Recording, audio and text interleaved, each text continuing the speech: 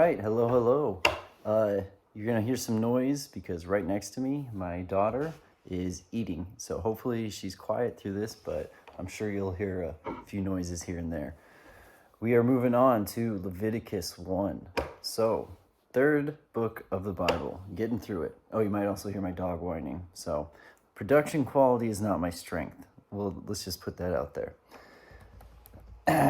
Anyway, Leviticus 1. So, we've gotten through Exodus, we've gotten through the Israelites leaving Egypt, obviously, and getting ready, building the tabernacle, setting everything up to get the Israelites focused. Okay, again, they lived in the comfort of Egypt for 400 years. Again, enslaved. You know my stance on this, that they were walked into slavery. You know, it's a lot like I just listened to Paul Harvey's Freedom to Chains. It's very similar to that. That's how the Israelites were walked into slavery. They started out basically coming there for a famine. They ended up staying there after the famine was over in this comfort land close to Egypt. Joseph kept ruling for a while.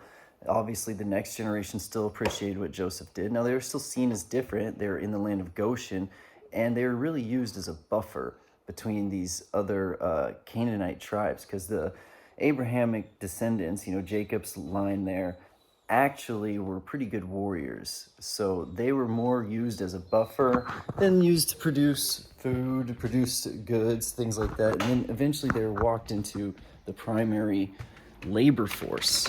Sorry, hopefully my dog quits whining now. And then eventually walked into slavery. And we can see this, when Moses goes to let them out, he has to convince the elders with signs of miracles, just ask for 3 days off. And when they don't get the 3 days off, they're kind of blown away then. Eventually they realize that they're slaves, but then even after they leave, they're still complaining to Moses about how they had it better in Egypt and in the desert. So a lot of what we've been going over recently with Exodus is simply them being focused. Now the 40 years of wandering hardens them. The focus has to be on God, because they'd forgotten a lot of the ways, the devotion that it takes to serve God. That's why they built that golden calf.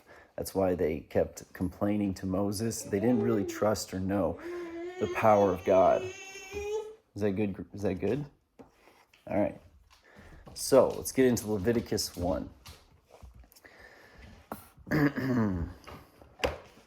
The Lord called to Moses and spoke to him from the tent of meeting. He said, "Speak to the Israelites and say to them, when anyone among you brings an offering to the Lord, bring as an offering an animal from either the herd or the flock." I'll tell you what, it's hard to get stuff done around here. Let's go pause that. I don't think Roombas are a good investment. I'm putting it out there. Now, we have dogs who shed, so it helps with just dealing with that, but it's constantly breaking down, doesn't always go off, it can't get up back to the charger. It's better just sweep.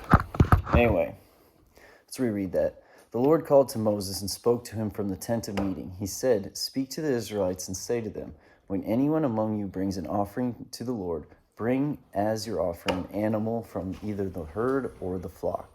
Okay, so now we're obviously getting into the burnt offerings. So the tabernacle, everything's been prepared. Now they're going to talk about what they need to do and how it needs to be done. If the offering is a burnt offering from the herd, you are to offer a male without defect. You must present it at the entrance of the tent of meeting so that it will be acceptable to the Lord. You are to lay your hand on the head of the burnt offering, and it will be accepted on your behalf to make atonement for you. You are to slaughter the young bull before the Lord, and then Aaron's sons and priests shall bring the blood and splash it against the sides of the altar at the entrance to the tent of meeting. All right, so let's check out the Bible commentary. So here we go. Yeah, this just starts off. The story of Leviticus picks up where Exodus left off. We already went over that. The people of Israel, the covenant descend. Here we go. This is what I want to talk about.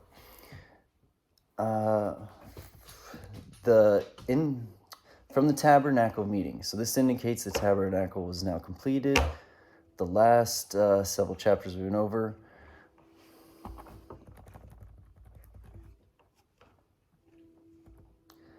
Okay.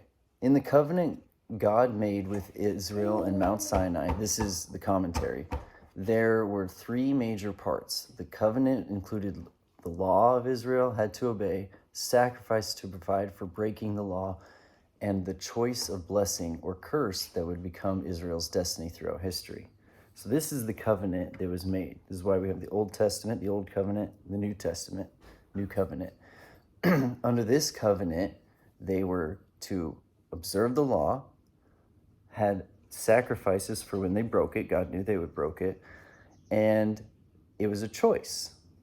Follow the law, keep doing the sacrifices, keep the holy days, and you'll be blessed.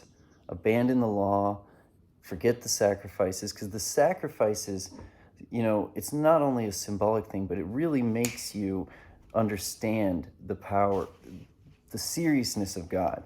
If you don't put your money where your mouth is, are you really taking it seriously? So if you don't put the best of your flock forward when you commit a sin, do you really think that sin was a big deal? Do you really feel like you need to be forgiven for it? Do you really, fear the Lord if you're like, oh, well, yeah, I broke the law, but, just to make amends in the public sphere, I'll do an offering, but I'm not going to give them my best. I'm not going to do that. So now you're not doing it for the Lord anymore. That's why it has to be the best of your flock. Put your money where your mouth is. It will, in your head, make it so that you understand it at a deeper level, so that you want to serve God on a deeper level. So the sacrificial system was an essential element of the Mosaic covenant because it was impossible to live up to the requirements of the law. Like I just said, no one could perfectly obey the law, and sin had to be dealt with through sacrifice. Each commanded sacrifice were significant, and they all pointed toward the perfect sacrifice Jesus would offer by his crucifixion. And they talk about this in Hebrews 7 and also in Hebrews 9. So it even talks about, even Adam in Genesis 3:21 was teaching his sons to do sacrifices and doing sacrifices. Abel and Cain, the whole story of their sacrifices. Noah was doing sacrifices. Israel offered sacrifices at Passover in Exodus 12. So they are already aware of this sacrifice, but this is kind of explaining to them in a more... Now, this is explaining to them the exact way to do it, but also in the way that they understood things, they would have gotten the importance of it all. A lot of us today, we read this and it just sounds like a user's manual, but to the people of the time who actually see the burning pillar in front of them and all this stuff, they are going to see it much differently.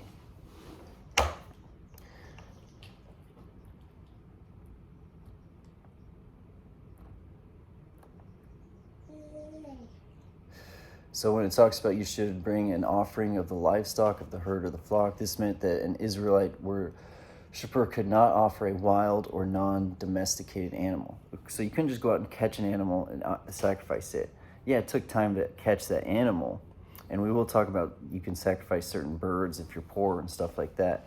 But again, that's not really putting your money where your mouth is. If you have a newborn bull, it's unblemished, that's worth a lot of money. Like, that is big.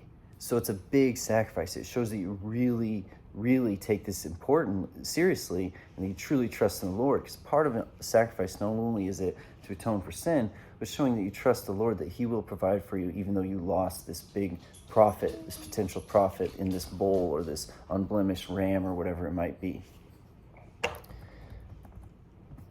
So let's go back here.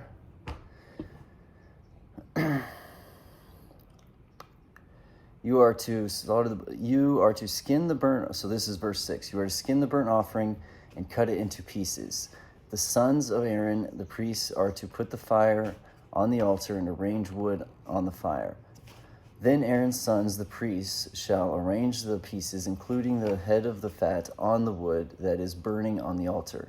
You are to wash the internal organs and the legs with water, and the priest is to burn all of it on the altar, if it is a burnt offering, a food offering, an aroma pleasing to the Lord.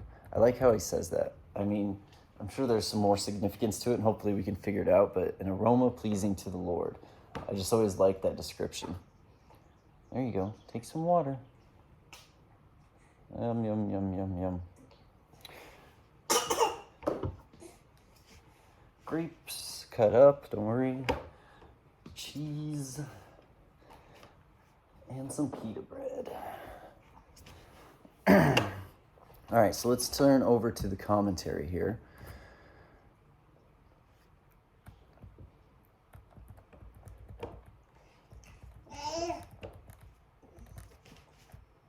So I want to go over when they bring the blood and sprinkle the blood all around. The blood of the animal represents the life of the animal was sprinkled. The Hebrew word for altar comes from the verb to slaughter. That's interesting. I didn't know that. And I actually studied Hebrew for 2 semesters. Not very well, obviously.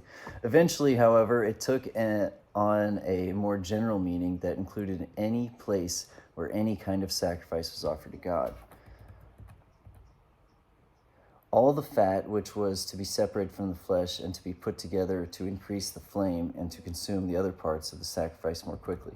So this is the other thing. This is something, I know a lot of people have respect for like ancient Native American culture, how they used every part of the animal. Even in the sacrifice, you show that they use everything. We may not think it's an important use if you don't take God's law seriously, if you're a secularist or something, but they use every part of it. So they even use the fat to feed the flames of the fire. So the rest of the animal, having been washed from excrement or impurity, was burnt at the altar, the complete offering. So again, they're burning it. We, in the material world, get nothing out of it, okay? So they have to clean it, make sure it's completely perfect.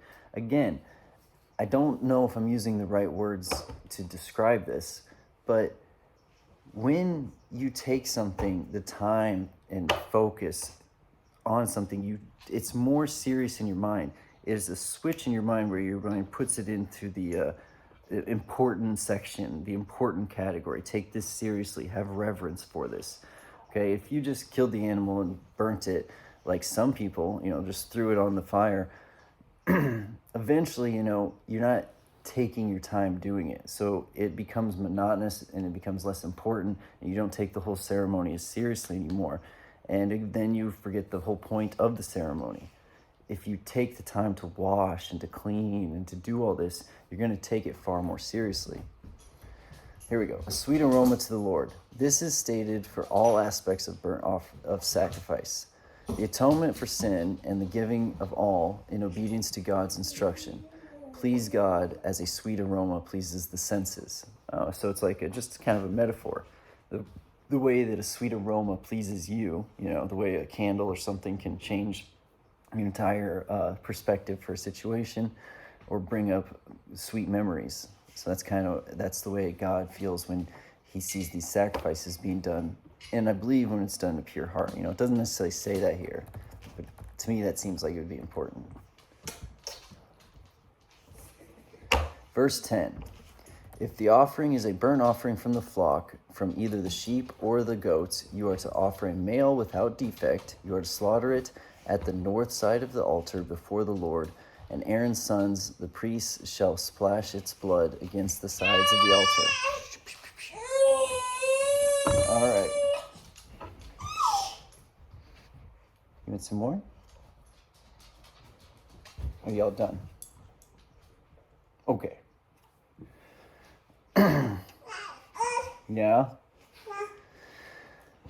Aaron's sons, you are to slaughter it at the north side of the altar before the Lord, and Aaron's sons, the priests, shall splash its blood against the sides of the altar. You are to cut it into pieces, and the priests shall arrange them, including the heads and the fat on the wood that is burning on the altar. You are to wash the internal organs, the legs, the water.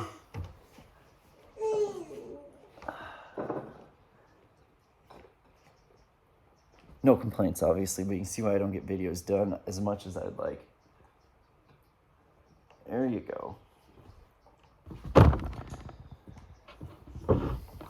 You are to wash the internal organs and the legs with water, and the priest is to bring all of them and burn them on the altar. It is a burnt offering, a food offering, an aroma pleasing to the Lord. If the offering to the Lord is a burnt offering, of birds. So you see, it has tiers. It's like upper class, middle class, lower class. If you're extremely wealthy, you have herds of cattle, an unblemished male. That's so much money, because then you're breeding it with all the females, because that's the line that you want to continue. So, same thing. Not everybody has cattle. They're the more expensive one. Here we come to the flocks. Now we're going to the lower class. Birds. What is Owen Benjamin saying about the first thing to do if you're going to homestead? Get chickens, right? So here we go. If the offering to the Lord is a burnt offering of birds, you are to offer a dove or a young pigeon. So again, these are still domesticated animals. Not all doves and all pigeons are domesticated. But in this time, you would have doves, because they're just seen as beautiful and pure and all that. And pigeons. You could go catch them, but some people still had pigeons at this time too. Especially when you look into the, what's the word I'm looking for? Archaeology found in the areas. I don't know if they used them as messenger pigeons, but also, all right, let's let you play. Remember, it's still, as I said earlier, it still is time consuming. Even if you had to go out and catch these, it's not easy to go catch doves and birds. You're not making money doing this, so it is still sacrifice. So if you're of the lower class, you don't have flocks and herds, this would be the way that you could still make the offering. God's not saying you have to be rich to make these offerings, but you have to make an offering that actually is an offering. Is it an expensive young bull? Is it an expensive young ram? Is it, the time and effort it took you to go get these doves or these pigeons? And again, doves are worth money because they're seen as pure. They're a good bird to have. People with wealth would want to own them.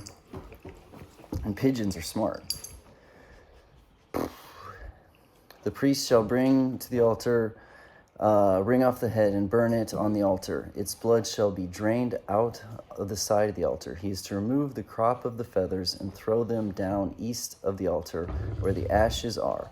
He shall tear it open by the wings, not dividing it completely, and then the priest shall burn it on the wood that is burnt on the altar. It is a burnt offering, a food offering, an aroma pleasing to the Lord. Okay, so let's turn to the commentary here before I have to take care of my daughter. The procedures of offering. So, talking about ring, I just find it funny that the wording is ring off the head. Or pinch it with your nails, yeah. Most people here are homesteaders, they kind of know what they're talking about there. Without separating it from the rest of the body. This prefigured the death of Christ, without either breaking a bone or dividing the Godhead from the manhood, as also the skill that should be in ministers, to cut or divide aright the word of truth. I don't know if I understood that. I'm going to read that again. Without separating it from the rest of the body, this prefigured the death of Christ, without either breaking a bone, or dividing the Godhead from the manhood. Trinity talk. As also the skill that should be in ministers, to cut or divide aright the word of truth. If you guys got that, you're smarter than me.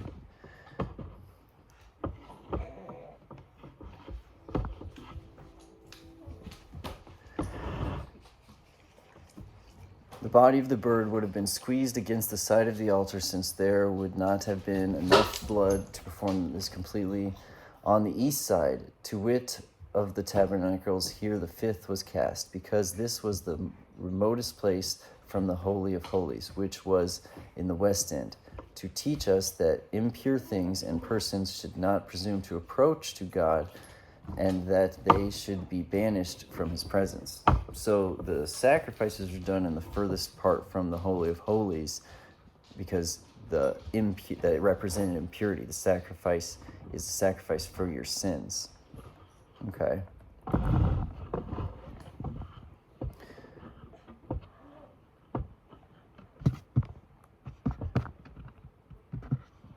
The fact that God would accept a bull, a goat, or a sheep or a bird shows that God was more interested in the heart behind the sacrifice than in the actual animal being offered. That's what I talked about. If the sacrifice was made with the right heart, God accepted the poor man's bird as much as the rich man's bull. And of course, we know this from tons of stories in the Bible. God is not interested in how much money you give. It's the heart in which you're giving. He's not interested in... Let's put this...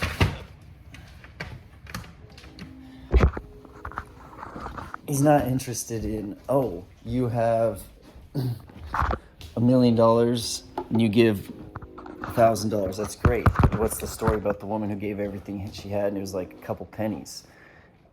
Give with the heart of intention. You know that you sin, you need to make a sacrifice, but you're a poor person. Maybe this other person's sin is much greater than yours, and yours is just a minor sin against the Lord, but you know the Lord and you want him to know that you respect his law and you respect his commandments, and you made a mistake, so you make a sacrifice. But you don't own flocks, you don't own cattle. What can you do? You can take the time to either go out and catch a turtle dove or a pigeon, or a young pigeon, it says, or maybe you decide you're going to take the extra effort to raise some of these things in case of sin or in case of a needed sacrifice inside your family. Either way, it's extra effort, it's extra time, it's extra money, and it's done with a pure heart of fear of the Lord.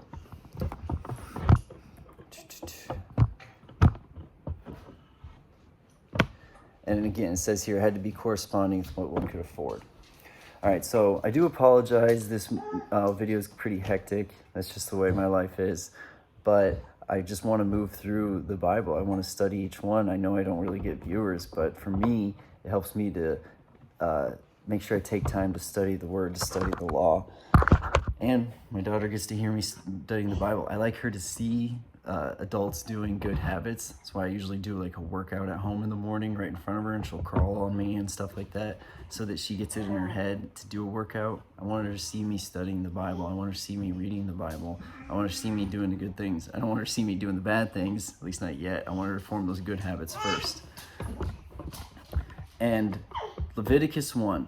So we're out of Exodus. We've moved all through that. Everything's ready. The tabernacle's set up. And now we're getting into how to operate within the tabernacle. And again, this comes from the military, my 4 years in there. It makes sense when you think about it on a grand scale. Why in the military are they so serious at boot camp about such minute, minor things? It's to make you have more reverence for what you're doing. If you don't have reverence for what you're doing, eventually you're not going to be putting your full heart into it. You're not really going to care. And of course that does happen in the military. Of course it happens with the Israelites later on. But the idea is to have that reverence, to have that strictness of washing the organs, of following this. Like, at the end of the day, what's the big deal? We're just doing a sacrifice. The animal's dead. We killed the animal either way. So why can't we just kill it and move on? Or why can't we just burn the whole thing? Why do I take out and clean the organs? And why do we got to do all this stuff? It's time consuming. It's extra effort. It smells. We're not getting anything out of it. But the pure of heart knows that they are getting something out of it. Not only are they doing what the Lord asked them to do, they're showing trust and faith in the Lord and fear and reverence for him at the same time. And by taking the time to do that work, not having earbuds in, not having anything else going on except the knowledge that you're doing this for the Lord, you're going to be thinking about the Lord the whole time. You're going to be thinking about what it takes to serve him. It's going to remind you of, what are my sins? What are my shortcomings? As you're doing preparing the sacrifice, the priests, the sons of Aaron would do. And it reminds the people giving the sacrifice not only the importance of God in your life, but the importance of following his law. Those are the three aspects of the covenant. The law, the sacrifices for when you break God's law, and the choice to follow God's law and to continue with a pure of heart, doing the sacrifices in the right heart, or choosing not to follow the law and not to do the sacrifices, or not to have your heart in it when you do the sacrifices, and this brings on the curse or the blessing. This is the old covenant, and this is the story of the Israelites. They turn to God, they're blessed, they start following his law and practicing his sacrifices with a genuine heart because they've seen how terrible the curse is. They begin to get blessed, they begin to do good. Then they immediately turn back to disobeying the law and forgetting about the importance of the sacrifices. And you can see this in society today. Again, sorry I keep bringing him up, but Paul Harvey's, If I Were the Devil, he talks about how he would subvert the children and everything. What keeps happening to the Israelites? These other cultures around them keep influencing them to, instead of serving their God, which teaches selflessness and sacrifice, their God teaches selfishness and to glorify oneself. And the sacrifices in them are done more out of carnal pleasure and less out of, an actual sacrifice of your future, which would be like a bull or a herd or a ram that would lead to your next generation. So we don't do sacrifices anymore, but works, these things can be seen as a sacrifice. Every day you should think of it as a sacrifice. Now, you can't have your sins forgiven with your sacrifices, and neither could these Israelites. Their sins are forgiven through Christ as well, but it was symbolic, it was representative, and it was to train them.